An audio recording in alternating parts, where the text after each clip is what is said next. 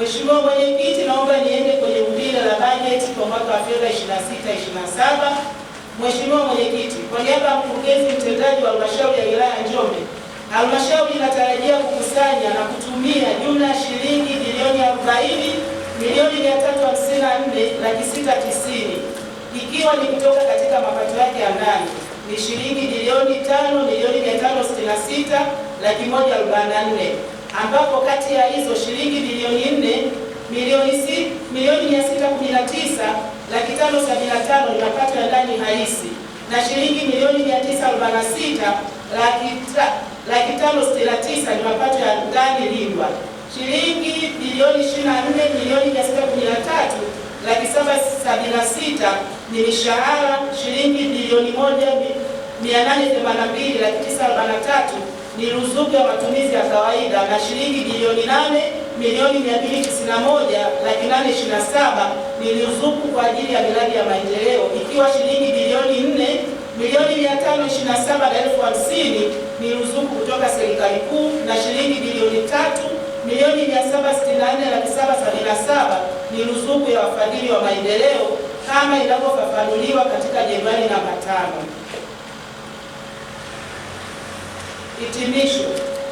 Kwa niaba ya mkurugenzi mtendaji wa halmashauri ya wilaya ya Njombe, kwa heshima na taadhima, naomba wajumbe wapitishe mpango na bajeti ya halmashauri ya wilaya ya Njombe kwa mwaka wa fedha 26/27 wenye jumla ya shilingi bilioni 40.3 zikijumuisha muhtasari wa mapendekezo ya bajeti ya mapato na matumizi ya mpango wa maendeleo unaowasilishwa katika divisheni na vitengo mbalimbali vya halmashauri kwa mchanganuo ufuatao: fedha ya mapato ya ndani shilingi bilioni 5.5, fedha ya ruzuku ya mishahara ya watumishi shilingi bilioni 24.6, fedha ya ruzuku ya matumizi ya kawaida shilingi bilioni 1.8, fedha ya ruzuku ya miradi ya maendeleo shilingi bilioni 8.2.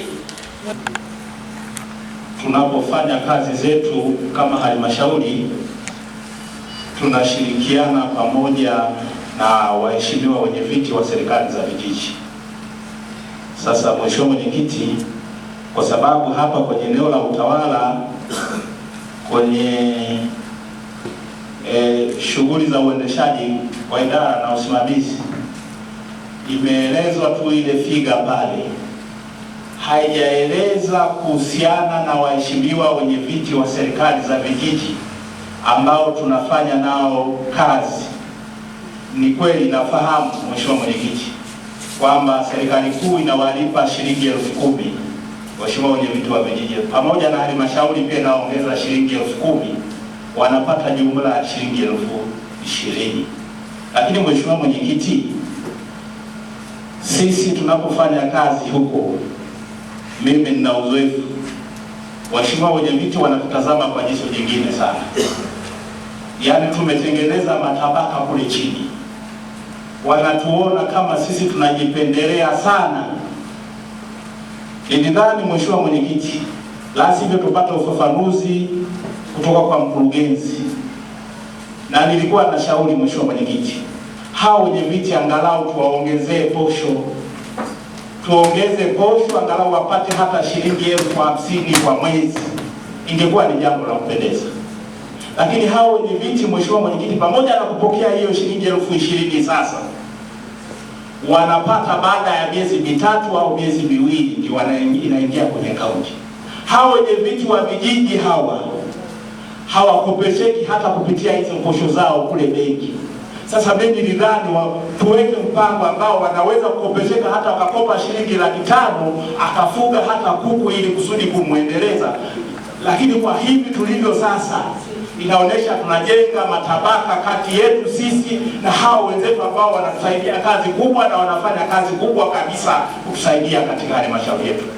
Ni kweli wenye viti wa vijiji wanafanya kazi kubwa katika maeneo yetu, na sisi kama halmashauri tumeliona hilo na tunatamani kama tungeweza kuwaongezea kiasi fulani, lakini sasa kama tulivyoona makusanyo yetu bado hayajaweza kujitosheleza kuweza kuwaongezea wenye viti wetu wa vijiji.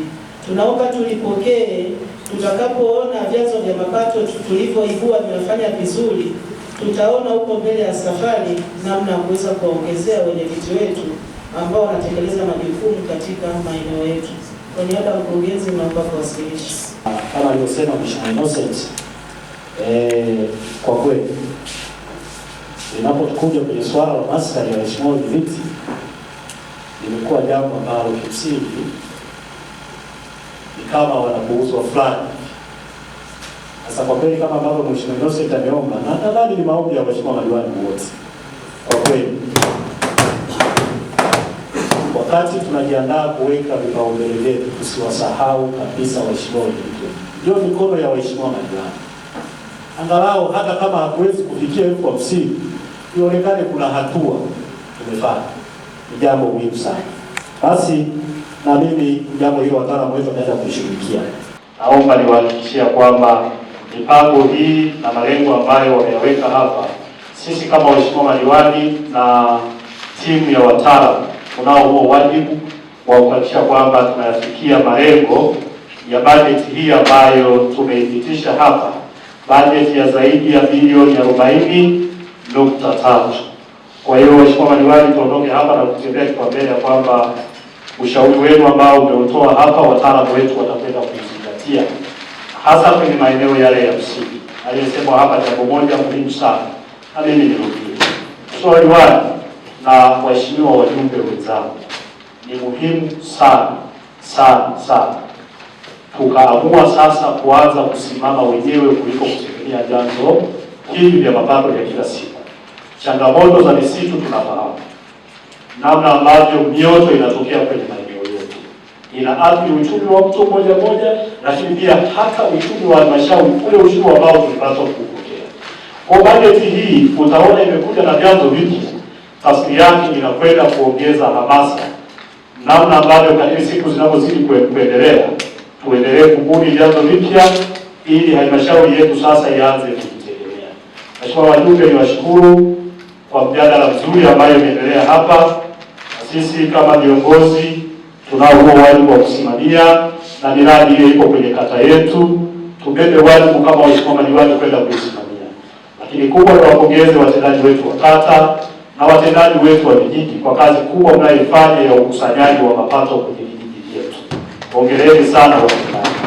Sisi kama halmashauri, na mimi kwa niaba ya waheshimiwa madiwani wenzangu, tunatambua sana kazi mnazozifanya.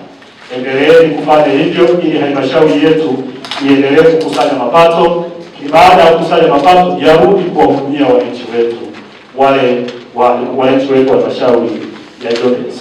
Mheshimiwa, baada ya kusema haya, niwashukuru tena, nikushukuru mkurugenzi kwa maandalizi ya kikao, niwashukuru wakuu wa divisheni na vitengo, watendaji wetu wa kata, lakini niwashukuru maafisa wetu wa tarafa na wananchi wote ambao tumeshiriki baraza hili. Baada ya kusema haya, nitamke rasmi ya kwamba mkutano huo wa baraza la bajeti ya 2025-2026-2027 nimeufunga rasmi. Asante.